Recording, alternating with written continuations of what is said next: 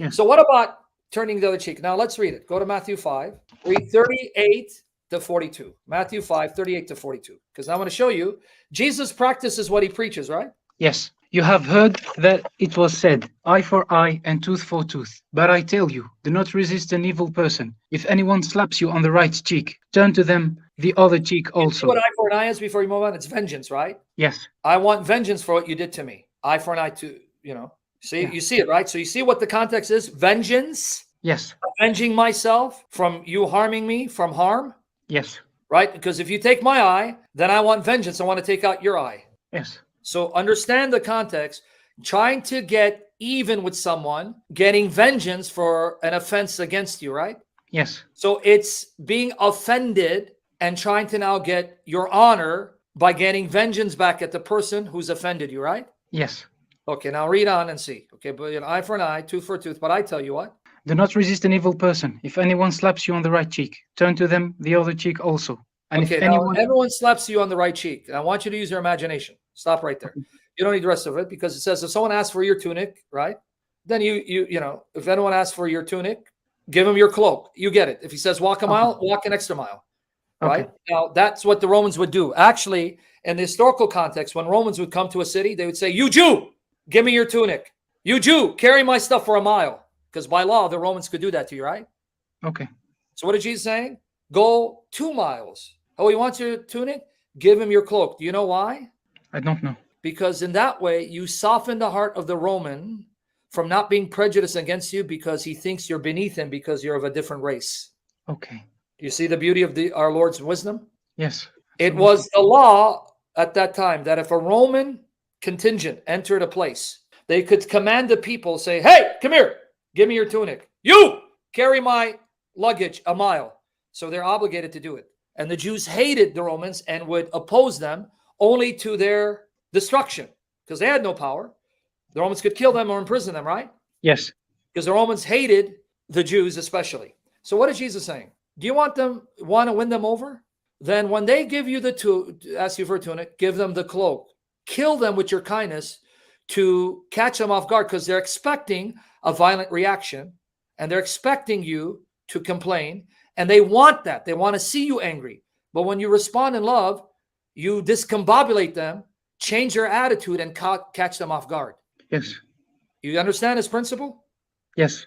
The principle is conquer your enemy who hates you with love so that his attitude towards you will change. Man, this guy is not bad. These people are not evil like I thought they were. These people are not a bunch of hoodlums, lowlives. They're actually good people, decent people, loving people. I was wrong about them. That's what Jesus is having you to do. You want to get rid of the yoke of your oppression? You won't do it by resisting them and fighting them because you're going to lose. They'll crush you. They'll vanquish you. Kill them by reacting the opposite way that they expect you to react. Yes. You understand what he's saying here? You see how deep the words of our Muslims wish this teaching was in the Quran. Yes. That's so true. The Roman soldier is going to say, "Hey, you come here, carry my stuff for a mile." And then when the mile comes, "Sir, I want to carry it for another mile." What? After the way I treated you? Yes. No, let me take it another mile. Please, I insist. You give me your tunic. Not only my tunic, here's a cloak so you can keep warm. Are you kidding me? Yes. Right there, you confuse the person, you discombobulate them, and you catch them off guard because they don't know how to respond after that. Yeah. And is this why they react violently? Yeah. They're triggering you because they want you to react violently so they treat you like dirt. Yes. You with me there? Yeah, exactly. Very awesome. Thank you, brother. You gave an excellent example. Mark 15:21. God bless you, brother. A handsome young beast. May the Lord bless you if you're married. May he keep you married. If not, may he bring you a godly wife. And the Lord use you. Exactly. Didn't this Roman soldiers force Simon of Cyrene to carry Jesus' cross? Yeah. Mark 15:21. Exactly. So you understand what Jesus is saying? If you resist them and oppose them, you're going to only fuel their hatred of you and dislike of you, and you're going to lose. You're not going to win. Yeah. Conquer them by reacting in a way they're not expecting. Conquer them by loving them, because when they see love, you're going to melt their heart and they're going to change their attitude about you. Yeah, and is it true that the Roman Empire became Christian with this without any violence? 100% fact of history. The first 300 years, Christians were being killed oppressed, and yet they conquered Roman Empire by their love of Jesus and their willingness to die for Jesus. In fact, there are testimonies that many pagans converted to Christianity. Do you know why? No. Because they saw how the Christians reacted in the Colosseum when they'd be fed to lions or be killed or crucified. They saw them full of boldness and joy and praising God. And it says the audiences were shocked by that. Wow. Yeah, this is a fact. This is historical documents saying that they would look at the Christian like, what is it about this guy? He's about to get ate by the lion and he's glorifying Jesus and crying out to Jesus. What is it about these men and their faith? Yeah, it's very strange. Yeah, because Jesus is almighty. He's real. He's not dead. He is life. So you understand when you read it in the context, what Jesus is saying? Yeah, it's a teaching. He's talking about their historical situation. You're living under the oppression of those who hate you. Do you think by resisting them and oppressing them or attacking them, you're going to win? You're going to overcome? You'll be vanquished. So this way of doing things is not working for you.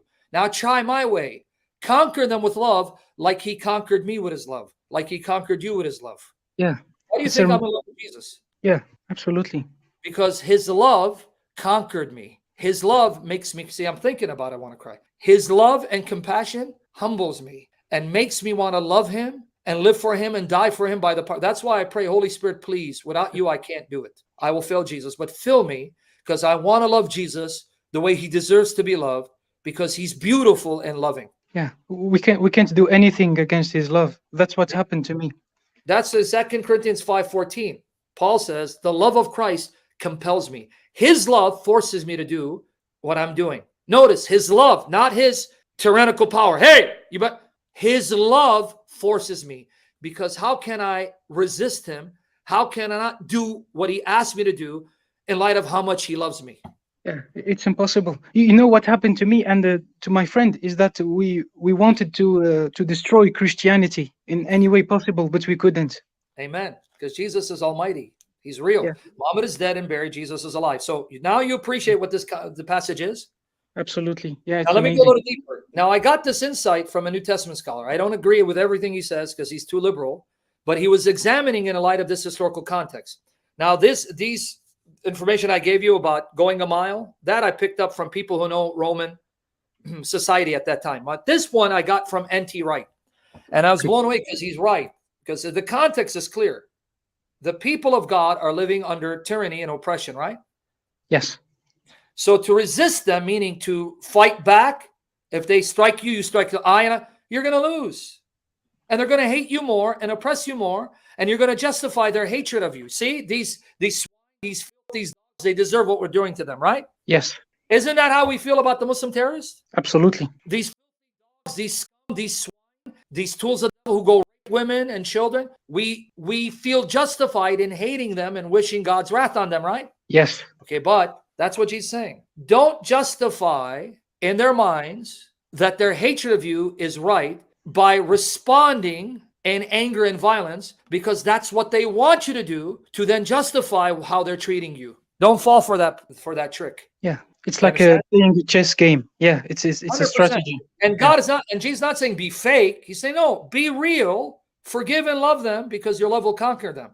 But at the same time, be wise as snakes, harmless as doves. Don't fall for that trick. They're antagonizing you so that you can respond violently, so they can be justified in abusing you. Yeah, and you could be wiped out if you do that. And that's what narcissists do, by the way. They trigger you to get a reaction. So when you react, they feel justified. See, I was right about you. Yeah. My goodness, narcissism. I had to live with it for 10 years. Anyway, God have mercy. Now, going back to the issue, did you see what Jesus said? If anyone strikes you where? Read it again. 39? 39.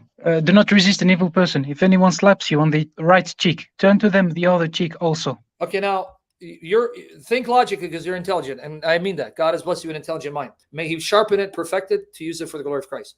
Most people are right-handed, right? Yes. How can they hit you on the right cheek if they're right-handed? They can hit you once on your right cheek, I think. But hold on. Yeah. If I'm facing you face to face, I'm right-handed, I'm going to hit you on the left. Yeah, you're going to hit, yeah. But it says if anyone hits you on the right cheek. How does a right-handed person hit you on the right cheek? With the back.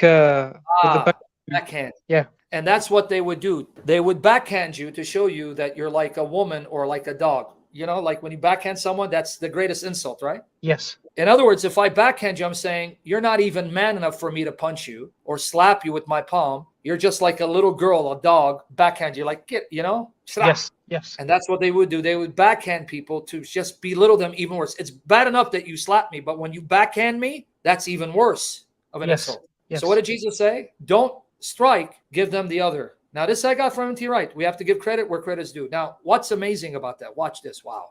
This insight was mind-blowing when he said it. So when I backhand you, by backhanding you, what do? I lower your head, right? Yes. Now I'm beneath you, right? Because my head is lowered before you, right? Yes. But when I turn my left cheek, I force you now to slap me with the palm of your hand. And by slapping me, you elevate me to your level and I see you eye to eye. Okay. So in doing that, you're being elevated, not lowered. Because if you backhand someone, but then I do this, that hand, you're lifting me up. In other words, you're lifting me up to your level. Yeah. And that's Jesus' point. Do not repay insult for insult. If they strike you on the right, give them the left, because then by giving the left, they will be forced to then lift you up, elevate you to their level where they look at you eye to eye, face to face. Yeah, and you're in control when you do that. You're not passive. You're doing something. Yeah. So Jesus's point was much more deeper and richer than just giving. No, it's much deeper than that. Yeah. Yeah. What's sad is that Muslims will not want to understand this like no, that. Well, because that's why I don't waste my time, but I'm going to do it with you because you want to know, right? Yes, absolutely. You know what Jesus is saying basically? It's not meant to be taken literally. It's not literal. He means that react in such a way where you force the person to end up respecting you and seeing you as his equal. Do you think he'll respect you when you oppose him violently in response to his violence or curse him if he curses you? No, he's going to be justified in hating you. But when you conquer him by responding in a way he wasn't expecting in love, you then force him to then soften towards you and change his attitude towards you and respect and love you as a fellow human being. Yeah. See, just talking about I want to cry because how beautiful Jesus' teachings is. In other words, his teachings are amazing. He's saying, put yourself in a situation where you force your opponent to respect you and love you and see you as his equal. You won't do it by responding in violence, demanding vengeance, eye for an eye. That you're only going to make him hate you more. But react in such a way where he's taken aback and then now he softens towards you and then starts loving you and respecting you as a fellow human being. But Sam, I want to ask you something. I lived all my life in a Muslim environment, but unfortunately, wherever I met people who were kind, they were always more oppressed than people who defended themselves or normal people. That always broke my heart. You don't confuse getting physically beat up or killed. You have a right to defend yourself because what did I just say this is about? It's much more deeper. If someone comes and breaks in my house or wants my daughter, I have every right to defend my life and the life of my children. Now, if someone wants to jump me physically, I have a right to defend myself. But there's a difference between you being the bully and you being kind. And when a bully comes, you put him in his place. In fact, you'll find stories that sometimes when you put a bully in a place, not only is he humbled, he becomes your best friend. Yeah. Stories of people who get into fights, right? This guy was attacking me. One day I stood up to him and I just knocked him out. And after I became best of friends. Yeah, it happens a lot. Yeah. Right? But that's different between you being the bully and going on oppressing people and you being kind and compassionate. But when you need to defend yourself, you can defend yourself. Yeah, okay. Now, let me prove to you, Jesus. Now, for the rest of you, I'm going to prove to you, Jesus is not talking literally slap you. You know why? Because when Jesus got slapped, he didn't turn the other cheek. Go to John 18, 22 to 23. When Jesus said this, one of the officials nearby slapped him in the face. Is this the way you answer to the high priest? He demanded. If I said something wrong, Jesus replied, testify as to what is wrong. But if I spoke the truth, why did you strike me? Then Annas.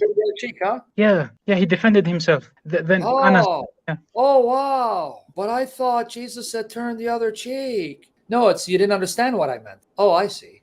So Jesus defended himself? Yes, he did. So you see, Jesus didn't say don't defend yourself because you're misunderstanding Matthew 5. Is it making sense now or no? I don't know. You went silent. Yeah, it's making sense to me because I was the kind of person who always stays silent when I get bullied. Yeah. No.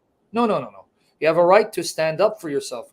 What Jesus is saying is you're not going to be the bully, going around bullying people and forcing them by violence to do what you want. You're loving, compassionate, but once you're threatened, defend yourself. Here, Jesus did it, right? He got slapped. Yeah. Why did you strike me? I'm speaking the truth. So if I'm speaking the truth, how dare you strike me? Yeah. Right?